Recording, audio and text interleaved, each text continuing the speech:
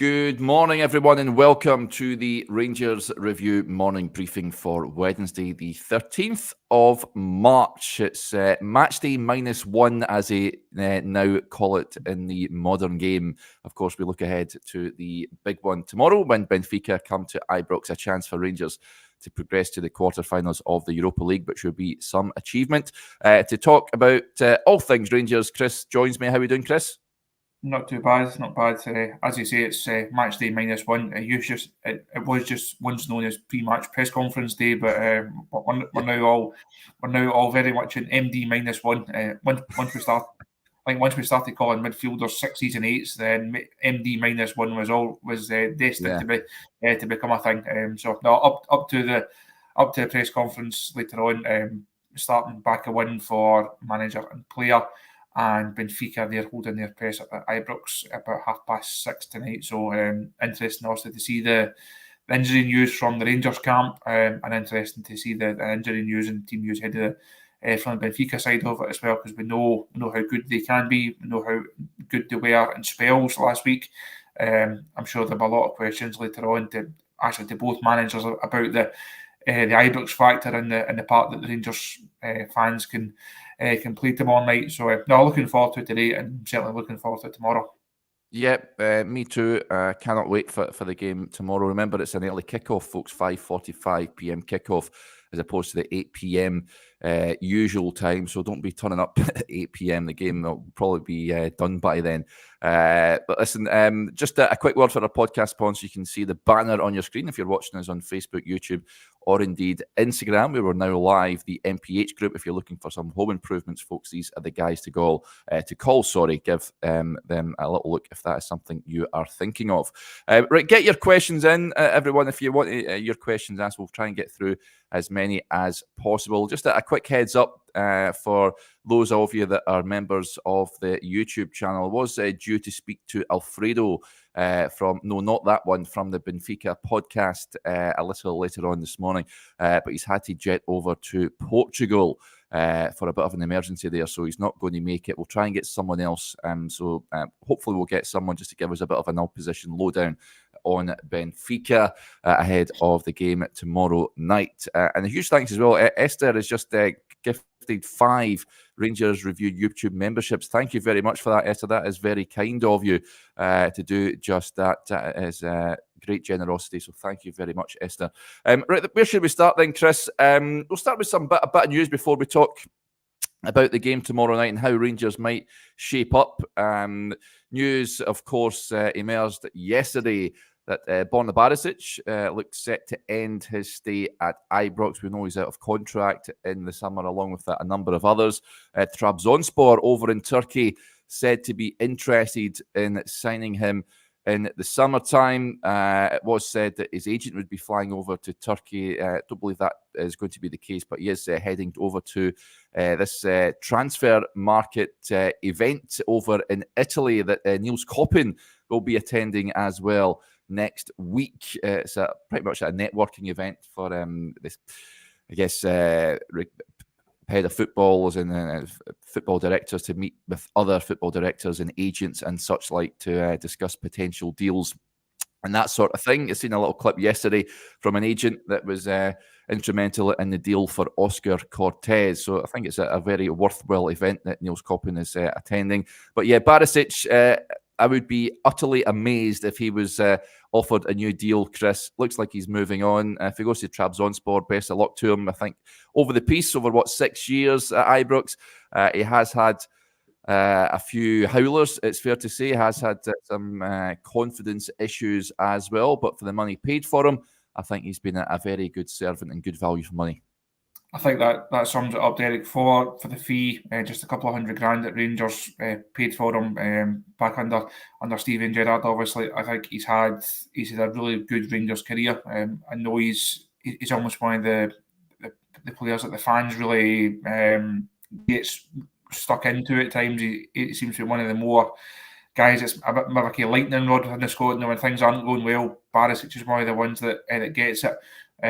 But I think overall he's been a really good servant for Rangers. I think he's he's played his part in some big nights. Obviously, played in the European final for us. Played his part in 55. If he plays his part in another league title and potentially another Scottish Cup this season, I think he has to leave as not a very very good signing for Rangers. So I think it's probably time to go. I think it's time for him to move on. You get a feeling sometimes that it's coming to the end of his end of your Rangers career. Some guys, it's just best to move on. I would be like you, Derek. I'd be really surprised if Rangers give him a new contract. I think you see the form of young Maz in the last few weeks, few months, even. He's been excellent in that position. Going forward, he's perhaps one of the guys they say one of the first names on the team sheet. I think you then look to reinvest and you try and kind of move in a different area in that left back position. But I think he should move on with the thanks of the Rangers fans. As I know he's had like a difficult relationship with them at times, but I say he's been here for some big moments, and he still has, I think, a big part to play in these last few weeks of the season. As much as he's fallen out of favour a wee bit, it looks like the managers are going down the Yilmaz road, and Yilmaz is very much the first choice there. I said Barisic will have a part to play. He will be needed over these final few games. Yep. A few folk mentioning in saying on the fee, John Rook says it's £2.2 million, Chris. Between a few 100,000 and 2.2 million, somewhere there or thereabouts. Seen reports suggesting around about the £2 million mark. Even at that, Chris, it's he's been good value. Listen, I think he's been a good character around the dressing room as well. He will be a miss. He has. I mean, I'll miss that wand of a left foot, as the old football cliche goes. But he's. I think he's well liked by the supporters, but there is a general consensus that at the time is up, and Rangers need someone fresh. And in Ridvan Yilmaz, he's someone that is really taken over at left back. It remains to be seen if Rangers will be looking to bring in another. We know that Yefte is someone that they can get in the summer from Fluminense for nothing. I'd imagine they might look to revive that deal. But yeah, I think Ridvan, I think we're now starting to see why he was brought to the club, Chris. He's now playing consistently. Those concerns about his height, we don't really seem to be having those sorts of chats anymore. And he's really taken up the mantle. Wasn't so long ago we were saying if Rangers get their money back for him, then it's probably good thing all round, but he's taken his opportunity, and he's going to be the left back going forward long term. As soon as I said it was a few $100,000 for Barisic, I just saw the comments coming in, people saying that I was a mile out. To be fair, I've had a lot of transfer fees doing the rounds in my head over the last 6 years since Borna signed. So I'll apologise for being just a couple of zeros out there. But even at that, I think Barisic has been very, very good value for money. So I think he's a very good Rangers career. He moves on, certainly for my best wishes. He's always been somebody that's really good to deal with. He's a stalwart of the mix zone, which always gets you some extra plaudits amongst the press guys. But I think overall he's been a very, very good servant for Rangers. But look at the way the team has developed, and as you mentioned there, Derek, you look at the way the team's developed. Yilmaz just fits into that role much more comfortably. Yilmaz looks the type of left back that Clement would like in his squad. Interesting to see. Do they go and try and bring in someone like Hefty? They're also interested in him during the window. Do you bring in someone who is going to be a real challenger for Yilmaz, or do you bring in someone who's maybe slightly younger, who you can develop, who is then the next left back in waiting, if you like, and you say, well, Yilmaz, as you mentioned, is no longer a case of can we get our money back and we'll cut our ties. It's now a case of this guy could actually make Rangers a decent profit down the line. So interesting to see how they play that left back situation over the course of the summer. It's obviously one of many that the manager and Niels Koppen will look to address during the close season. And as you said at the top of the show, interesting that Niels Koppen is at that transfer room briefing or meeting next week. Yeah. You'd like to think he's going to be a very, very busy person, because we're only 3/4 of a season on from talk of rebuild and rip it up and start again, and £20 million or so being spent. Rangers could easily go and do the same over the course of the next summer. I think there's a lot of players there who could be moved on, and there's a lot of money that's going to have to be invested and repurposed over the course of the transfer window. But I think that the good thing about Yilmaz coming to the fore, they don't have to go and now spend big money on a left back, because the guy who they spent the big money on now looks like he is actually going to justify that fee. Yeah, lots of comments coming in. Let's get to a few of them. First of all, thank you to You Can't Do That for donating to the channel. That's much appreciated, buddy. Denzel on Borna says, a sad part of Borna's time at the club is obvious. With always great crosses, we rarely had anyone on the other end to take advantage of them. And just in potential replacements, Tam Brown with an interesting one. He says, time to promote the B team fullbacks or move them on. I'm thinking about Robbie Fraser. Chris, obviously captain of the B team, plays at left back. 20 he is now. I think he's reaching a crucial stage of his Rangers career. He now has to be pushing, like Cole McKinnon and Ross McCausland have, to really stake a claim in that first team. I'm not saying take over from Ridvan Yilmaz, but contribute and be part in and around that first team squad. If he's not going to be, then for the sake of his own career, it might be best to move him on. I think when you get to that age, you're very much at the stage of, if it's not now, it's never. I think McCausland has almost gone against the grain a wee bit, because usually by the time you get to 2021, you've not made the breakthrough. It's time to move on and go and try somewhere else. McCausland had his chance, has taken it, has been excellent, and thoroughly deserves his place, and thoroughly deserves all the plaudits. I think he's something of an outlier, though. Generally, you see players coming through, the best ones, they're making debuts at 17, 18, 19. By the time you get to 20, you're a bit more established. At 2021, you can't really be considered as a young player anymore. No. You can be considered as inexperienced, which McCausland was. And I think also Cole McKinnon is, Fraser definitely is. It's interesting. I think there was a presser at the start, might have been the start of this season, ahead of one of the B team games, maybe towards the end of last season. Robbie had just signed a new contract, and he was talking about, I've signed on again, and this is my chance, and I need to catch the manager's eyes. Also, Michael Beale at the time, and I came away thinking, great attitude, clearly wants to make it, believes in himself. But if you've not made it by now, when does that conversation take place between your coaches, between the head of academy, with your parents, your advisor, to say, look, sorry, but Rangers might not be the place for you? I think he finds himself in that situation come the summer. If the manager doesn't feel he's the backup option to Ridvan, it's time to move on. And Rangers have to be, it's brutal, but Rangers have to be quite cutthroat in that as well. They can't keep just stockpiling players, hoping that at 21, 22, they suddenly make it. So I think Fraser probably falls into that category over the course of the summer. And if the manager feels he's not at the level, then I think we'll see Rangers go into the transfer market and they'll go and sign another left back. But I think the point that Tam makes is a good one, because it's not just at left back that point has to be made. It's across the side. And whole Rangers, the manager actually mentioned that post-match in midweek, or on Sunday night, after the Hibs game. Rangers need to get better at bringing players through the ranks. There's obviously huge financial implications, both good in terms of transfer fees, but you then don't have to go and sign them as well. Rangers have to get better at that process. It's something that I think we have seen the odd success story, but overall, it's an area of improvement for the academy, for the club. I also spoke to Zeb Jacobs for a big sit-down interview a couple of months ago, and he went through some of the things that they're trying at that level, some of the kind of the processes they've got in place, some of the best practice they're trying to take on from other areas of sport, other clubs, having their own ideas to put their own best practice in place.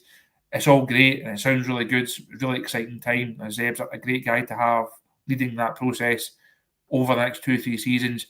We need to see players coming through. We need to see the benefits of these things. And certainly over the next 5 to 10 years, longer term, as youth development always is, we really need to see that going forward for Rangers, because you look at Benfica, look at Porto, look at Ajax, all these clubs that are repeatedly spoken about as one of the as these kind of key clubs in terms of bringing players through, buy low, sell high, producing their own players.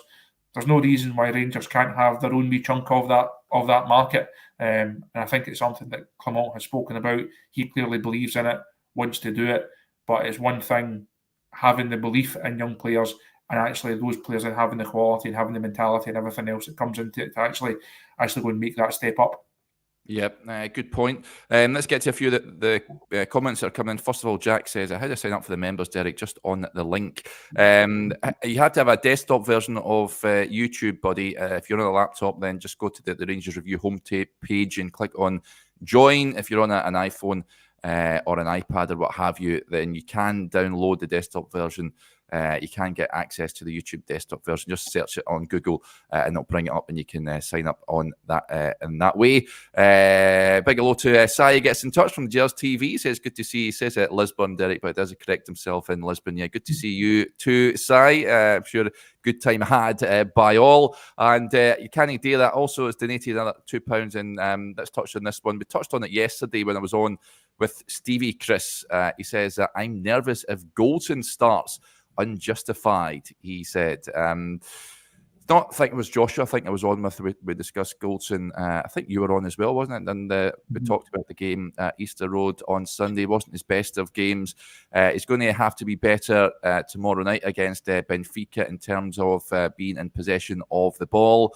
Hasn't been at his best this season. It's fair to say. I've seen a few calls suggesting that Philippe Clement should be looking at not only bringing in the left-sided centre-half in the summer, but someone to replace Connor Goldson.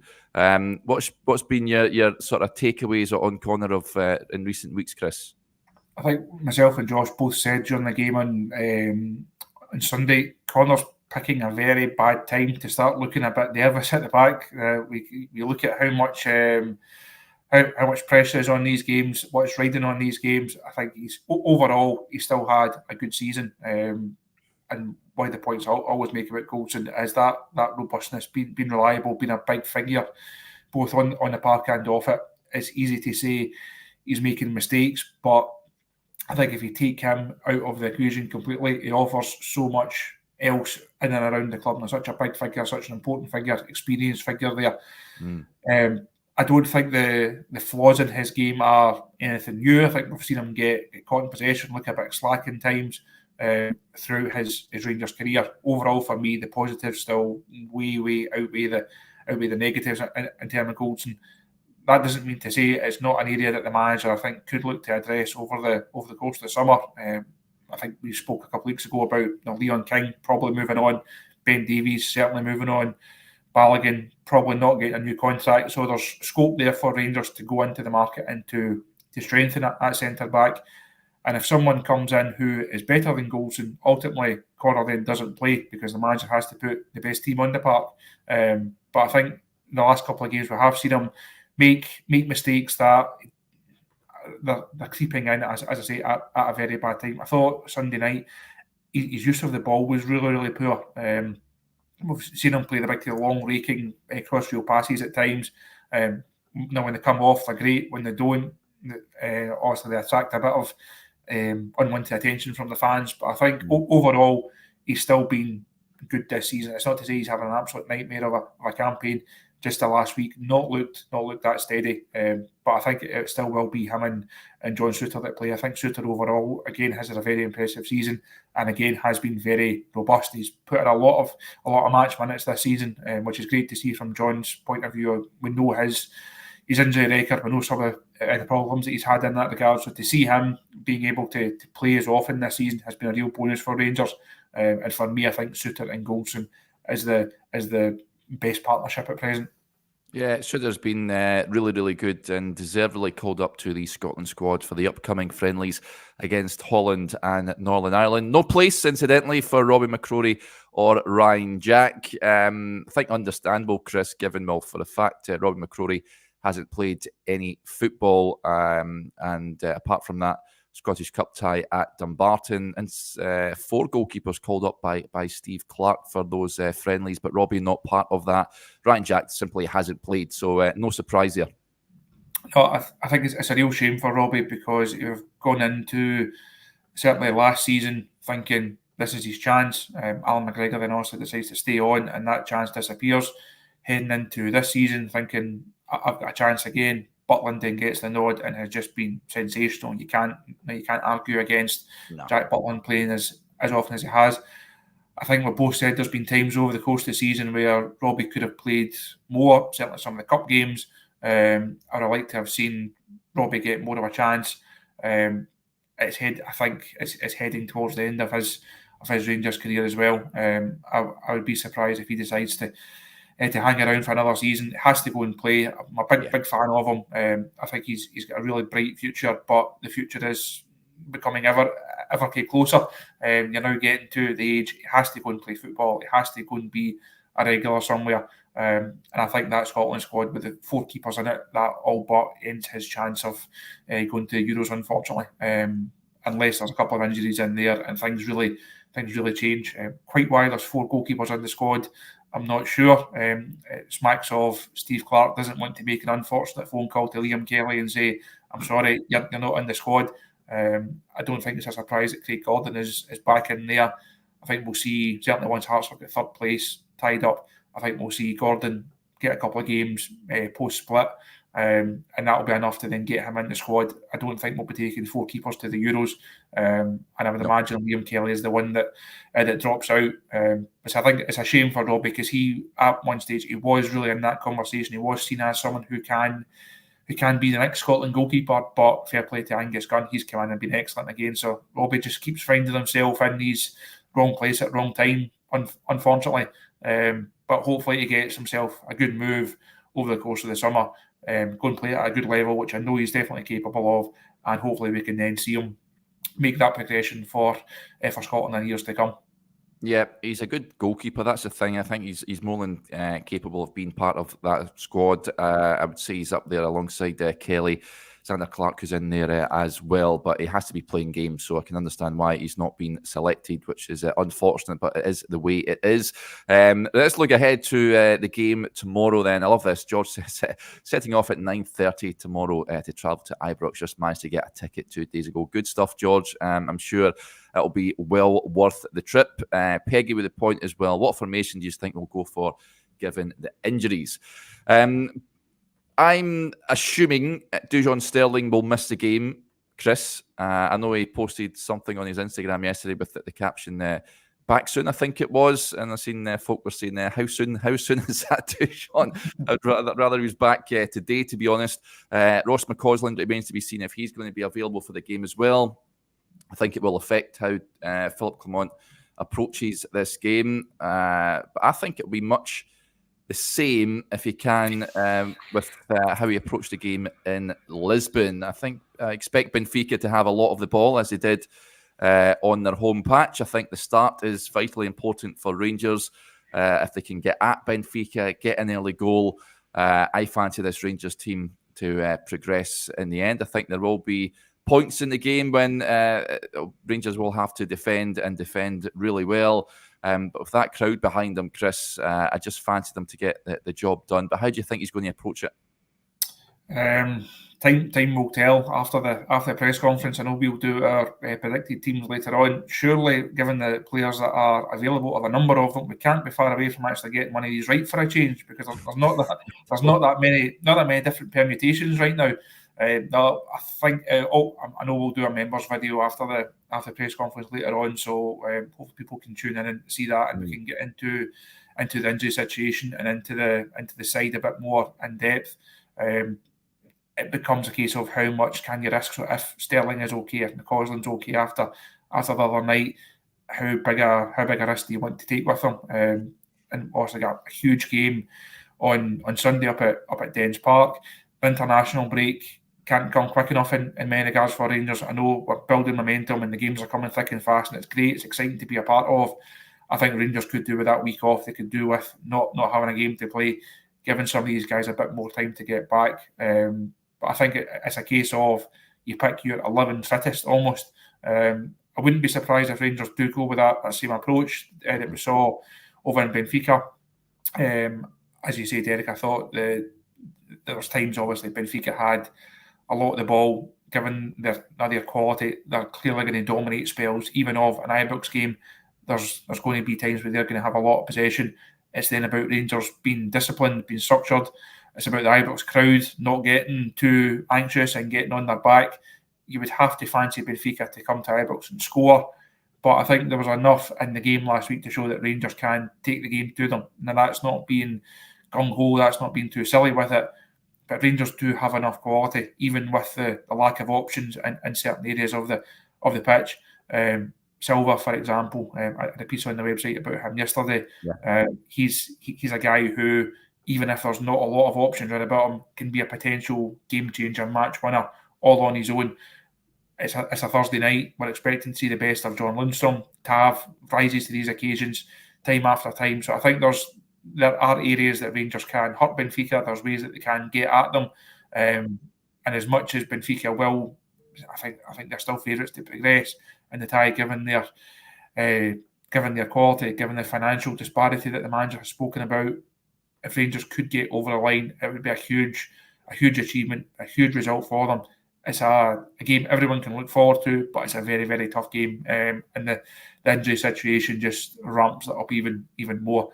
It's not going to be easy for Rangers. But I think they're right to be confident that they can go into the game, give Benfica a really good challenge, and if they end up sneaking it, I certainly wouldn't be surprised. Yeah, it's going to be an absolutely brilliant atmosphere at Ibrox tomorrow night. Cannot wait for the game. A few comments just coming in off the back of it. Natalie says, Dundee away on Sunday is way more important. If we can get by tomorrow with no injuries, that's a win for me. Get your point, Natalie. That being said, as soon as kickoff commences, we'll all be hoping that Rangers can get the better of Benfica. I think so many factors. Prestige for a start. Money is another start as well. Oh, there's my alarm going off. Yeah, I know UEFA might like Rangers to be knocked out of this stage. Chris, I've seen they're slightly concerned if Rangers get all the way to Dublin, given the fan base that will make their way over there. Slightly concerned if it's a Liverpool-Rangers final as well. I just hope UEFA's fears come true and they're scrambling when Rangers book their place in the final. But overall, I mean, this is uncharted territory. We've seen Rangers reaching the final a couple of seasons ago. A chance to reach the quarterfinals of the Europa League, even reaching the last 16. I know we've reached the last 16 for a couple of seasons since Steven Gerrard came to the club. Rangers in Europe, we now expect latter stages of European competition, which has been absolutely incredible, really, considering where Rangers have come from. It really is some achievement, isn't it? And something I think we should all enjoy. It should be, because it's, as you say, Derek, it's not something that we have had regularly. There'll be fans of different generations who getting to European finals seemed almost impossible to be in this stage of European competition season after season after season. It's an incredible achievement from Rangers. You look at their place in European football, if you like, in terms of the TV money that we get here, prize money we get here. Rangers continually punch above their weight in terms of European competition, and it says so much about the squad. It says so much about the club, the managers that have done it. It's been incredible to be part of some of these journeys over recent seasons, and I think the campaigns where it ended early under Gerrard, there was a real disappointment. You think of the group stage exit early on, also losing to Prague as well. That at the evolution of that squad, Rangers had no right to be winning those games and qualifying, but there was a real disappointment that they didn't, because I think the fan base felt that this squad might actually be onto something. Obviously, Seville stands as the huge disappointment, the greatest journey, a real mix of emotions still. Getting to Dublin would be quite something. UEFA will be very, very, very nervous, because how do you even begin to pick a number of what could potentially travel to Dublin? You look at the hundreds of thousands that went to Manchester. You look at the way that Rangers fans followed their side to Seville. Huge numbers, great party atmosphere. Credit to themselves and the club. I say, what will they take to Dublin? It could be quite something. And obviously, if you then add Liverpool into that mix, which is the kind of the nightmare scenario for UEFA, I don't think Dublin's big enough. I'm not sure that Ireland is big enough to take all of that support. But as the manager says, it's one game at a time. Let's try and get Benfica beaten first. But when you then get to that stage of the competition, anything is possible. Now, we showed that during the Seville run, going into these games as underdogs, going into these games thinking it's a big challenge, but going into them with this belief from somewhere that the squad was capable, that the squad could quite do it, and before you know it, you're preparing for a European final, second one, and the second one I can remember. So it was a great journey to be part of. If they could somehow do it again, it would be remarkable. But I say let's get Benfica taken care of first. We'll see how Thursday night goes, and then we can start worrying about that. But it's great. It's great to be involved in, and for Scottish football, how important is it? Because as we mentioned the other morning on the show, not every club is holding up their end of the bargain when it comes to European competition. Now, Rangers have done so much for the stature and the standing of the Scottish game over the last few seasons. We could really do with other participants holding up their end of the bargain.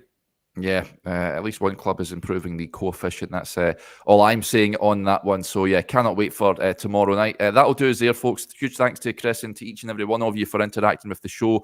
As Chris mentioned earlier on, for those of you that are members on the YouTube channel, we'll be back for the press conference reaction once we hear from Philip Clement and whatever player Rangers put up for the press a little later this afternoon, round about 1:30. So we'll be on round about, I'd imagine, around 3-ish, sometime like that. So we hope you can join us for that. Until then, if we don't speak to you, enjoy your Wednesday. Bye for now.